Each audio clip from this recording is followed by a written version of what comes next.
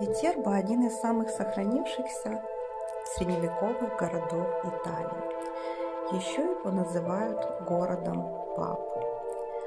С этой смотровой площадки можно наблюдать вид на папский дворец, папскую резиденцию. Когда время было неспокойно, папы перемещались в Витербо, находились здесь некоторое время, принимали решения, избирали пап. Самая длинная улочка Витербо – это Сан-Пеллегрино.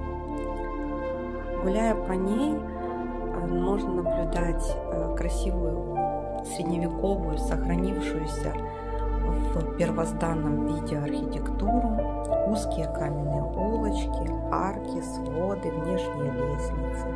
Все это придает особый шарм этому городу и подчеркивает его аутентичность.